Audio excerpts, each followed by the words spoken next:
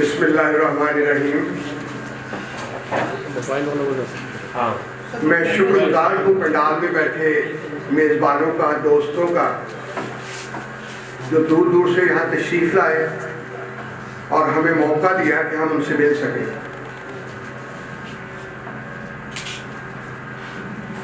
आज तालीमी दिन है और ये दिन सिंध में 8 जनवरी को मनाया जाता है।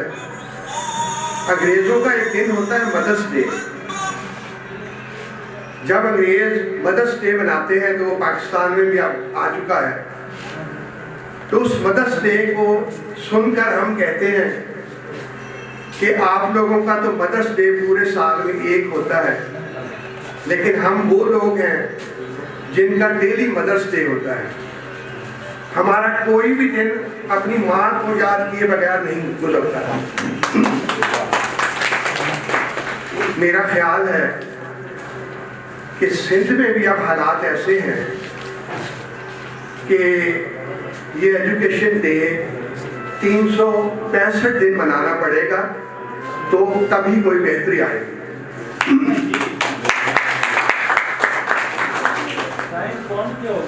जिस सिंध की बच्ची ने यहाँ आके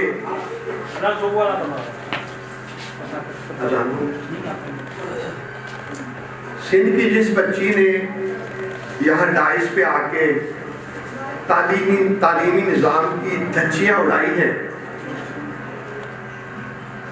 जो भी इल्ज़ाम लगाए हैं, हम जैसे बुजुर्ग उसको एक्सेप्ट करते हैं।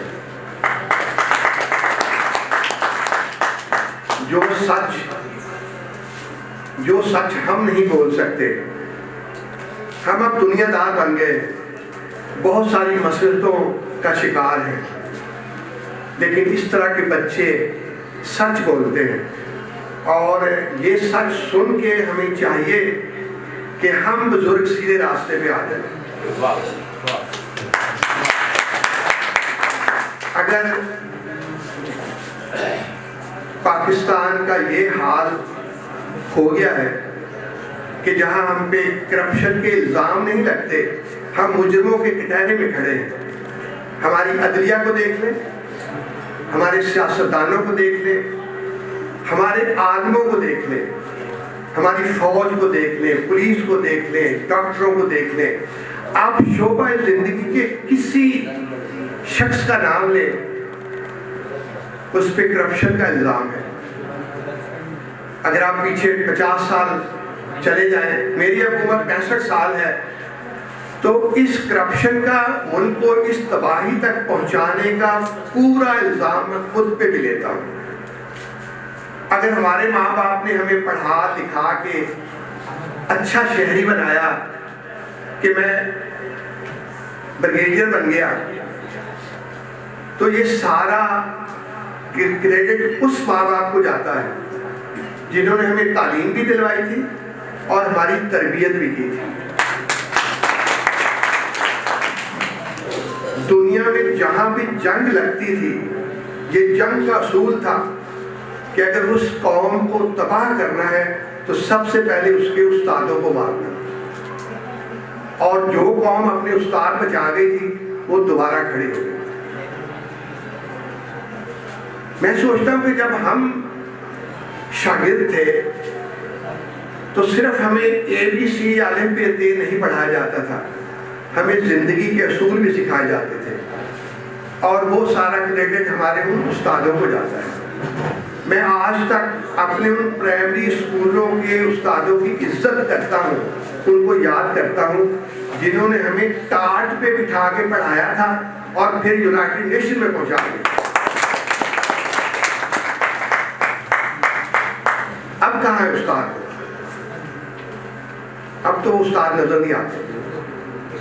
मैं अपने उस्तादों को देख के उनको आइडियलाइज करता था कि मुझे भी ऐसा ही उस्ताद बनना चाहिए, और दिल था कि मैं एक दिन पढ़ाऊंगा। लेकिन हमारी डेस्टिनी तो अल्लाह के हाथ में है। हम सोचते कुछ है, होता कुछ है। तो फौज ज्वाइन कर दी, फौज में 30 साल गुजारे। आप फौज का तालीमी निज़ाम देखें कि सिर्फ हर कैंट में एक APS होता है, आर्मी पब्लिक स्कूल,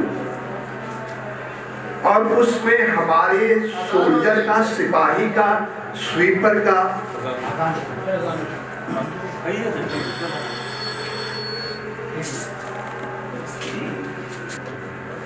मैं बता रहा था कि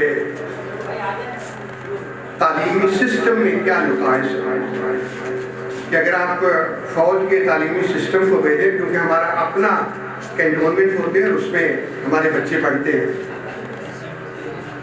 एक आर्मी पब्लिक स्कूल होता है और उसमें स्वीपर का, सोल्जर का, सूबेदार का, मुझ जैसे ब्रिगेडियर का या कोर कमांडर का बच्चा उसमें पढ़ता है। आप अभी मरीज कैंट जाके देख लें कि एक ही क्लास में आपको हर रैंक के अफसर के बच्चे बैठे मिलेंगे और एक ही तरह की वो किताबें पढ़ते हैं, एक ही तरह का। लेकिन हमारे मुल्क में क्या हुआ है कि तालीमी निज़ाम बहुत सारे हिस्सों में बंट गया है। गरीब का बच्चा टाट पे पढ़ रहा है और जो तालीमी निज़ाम को बनाते हैं उनका बच्चा किसी ऑक्सफोर्ड स्कूल में पढ़ रहा है या किसी प्राइवेट चेन के स्कूल में पढ़ रहा है। अगर आप चाहते हैं कि हमारा तालीमी निज़ाम ठीक हो जाए तो जो लोग साहिब इख्तियार हैं, जिन्होंने इस तालीमी निज़ाम को चलाना है, उनको खींच के उस टाट वाले स्कूल में बिठाना पड़ेगा जहां हमारे बच्चे हैं, और उनको उस सतह पे लाने के लिए हमें इस निज़ाम को झंझोड़ना है ताकि हमारे बच्चे, मैं हमारे बच्चे इसलिए कहता हूं कि मैं भी एक पसमानदा से गांव से हूँ, नवाबशाह की ढोले वाली गोट ठासा जी गोट तो ना लो असम उठते जा रहा असम पढ़ लो, उन्हें टाट वाले स्कूल में आए। जो यहाँ बच्चे बैठे मैं उनको बताना चाहता हूँ कि अंग्रेजी पढ़ने से आप अच्छे इंसान नहीं बन सकते। मैं दुनिया में हर जगह गया हूँ, जो हमें मोहब्बतों को मिलाती है वो बोली है, वो मजहब नहीं है। आप फ्रांस में चले जाएं, लोग बाजार में हो और आप आवाज दें कि मैं मुस्लिम हूँ, मैं मुसलमान हूँ, लेकिन आपकी तरफ कोई तवज्जो से नहीं देखता। लेकिन आप उसी बाजार में किसी होटल में बैठे जोर से कहें कि मौजो शाह ठट्ठा आए, तो दो लोग आपके तरफ मुड़ के देखेंगे कि सही तरह सिंधी आए। तो जो दुनिया में लोगों को जोड़ती है वो बोली है, और हमारी सिंधी बोली है। हमने इस सरजमीन से, हम इस सरजमीन से पैदा हुए हैं, यहीं पले बढ़े हैं, यहाँ से ही खा के, यहाँ की से तालीम हासिल करके मैं ब्रिगेडियर बना हूँ।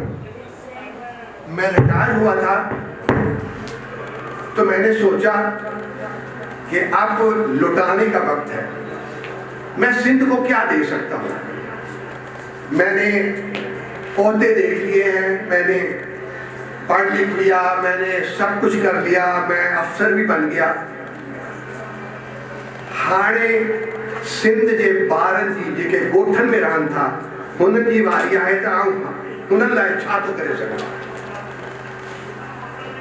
जब मैंने देखा कि मैं सिंध में रिटायरमेंट के बाद क्या काम कर सकता हूँ, तो दो शोबे बहुत निगलेक्टेड हैं, एक सेहत का, एक तालीम का। आपने डिसाइड करना होता है कि तालीम में काम करेंगे कि सेहत में। मैं बाय प्रोफेशन डॉक्टर हूँ। अगर कोई बीमार होता है तो तकलीफ सिर्फ उस शख्स को होती है, उसके पेट में दर्द है, तड़पता वो है। लेकिन जिस मुआशरे में हम लोगों को अनपढ़ छोड़ देते हैं वो सारा मुआशरा तड़पता है। अगर आप लोगों को तालीम नहीं देते तो पूरे मुआशरे पे उसके असरात आते हैं। लेकिन अगर कहीं सेहत वीक है तो हो सकता है उस इंडिविजुअल को तकलीफ हो रही हो। तो मैंने डिसाइड किया था कि मैं तालीम पे काम करूँगा। मैंने अपने वो दिन देखे हुए जब गांव से पैदल स्कूलों को जाते थे, तकलीफ़ें होती थी, माँ बाप के पास, लोगों के माँ बाप के पास ज़राए नहीं होते थे, बच्चों की फीस देने को नहीं होती, ये सब हमने देखा हुआ बचपन में। और अब हम उस पोजीशन में हैं कि जो हमारी तरह के बच्चे आज हैं उनकी मदद करें। मैं शुक्रगुजार हूँ डॉक्टर अफजल का कि उन्होंने हमें बर वक्त इतला दी कि यहाँ फंक्शन हो रहा है और हम यहाँ पहुँचे। मैं चाहता हूँ कि ये पैगाम हम सारे सिंध में लेके जाएं कि जिन बच्चों के पास तालीम हासिल करने के ज़राए नहीं हैं वो हमें आवाज़ दें, हम उनके साथ हैं।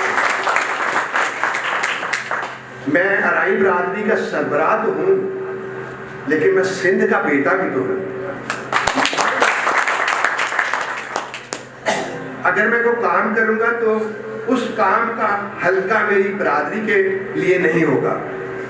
उसमें ना कोई ज़ुबान है, ना ज़ात है, ना पात है, ना मज़हब है। उसमें सिंध के लोग हैं, सिंध के बच्चे हैं, और वो भी वो बच्चे जिनके पास वसाइल नहीं है। यहाँ बैठे बच्चों को मैं बताना चाहता हूँ कि इस जगह से भी ब्रिगेडियर बन सकते हैं, इस जगह से भी जनरल बन सकते हैं, सिर्फ आपने मेहनत करनी है, आपने सीधा रास्ता इख्तियार करना है। आप यकीन कीजिए कि जिंदगी में कामयाबियों का कोई शॉर्टकट नहीं है। और बड़े लोगों के बच्चे आज आप देख लें, बड़े लोगों के बच्चे जो हैं, जो बहुत अमीर लोग हैं, उनके बच्चे अच्छे शहरी नहीं हैं, अच्छे इंसान नहीं हैं। वो नशे करते हैं, वो गलत काम करते हैं, वो गलत कार्य करते हैं। लेकिन सिंध के गांव के मजदूर का, किसान का, हारी का बेटा डॉक्टर है, इंजीनियर है, जो सिस्टम को संभाल के बैठा हुआ है। ये अगर सिंध का निज़ाम चल रहा है, वो तालीम का हो या सेहत का, बेशक वो लगड़ा दुगड़ा है, लेकिन उसमें 80% जो हिस्सा डाल रहे हैं वो कोठों के, गांव के, देहातों के पढ़े हुए लोग हैं। जो सरमायाकार हैं, जो वडेरे हैं, जो सियासतदान हैं, उनके बच्चे तो पाकिस्तान में रहना भी पसंद नहीं करते। तो मेरे बच्चों, आपने ही ये मुल्क संभालना है, आपने तालीम हासिल करनी है, और हम कोशिश करेंगे कि जिस तरह हमारे माँ बाप ने हमें तालीम के साथ तरबियत भी दी थी, आप जितनी मर्जी तालीम हासिल कर लें, किताबें पढ़ लें, अगर आपकी तरबियत ठीक नहीं होती तो आप अच्छे इंसान नहीं बन सकते। यहाँ जो मेरी बेटियाँ बैठी हैं, मैं उनको बताना चाहता हूँ कि अगली नस्ल की माएँ आप हैं, और हमें अब कोशिश करनी चाहिए, जो हम जैसे लोग हैं, जो हमारी एज में हैं, कि हम उन बेटियों को तालीम के जेवर के साथ साथ ऐसी तरबियत दें कि वो अच्छी माएँ बन जाए। और जहाँ जिस कौम में अच्छी माएँ होती हैं, उनकी नस्ल आगे अच्छी होती है। और मैं आपको गारंटी देता हूँ कि अगर हम बुजुर्गों ने काम किया, हम घर घर गए, हम गांव-गांव गए और ये पैगाम फैलाया, तो हम अगली नस्ल को अच्छी माएँ जरूर देंगे, अच्छे इंसान जरूर देंगे।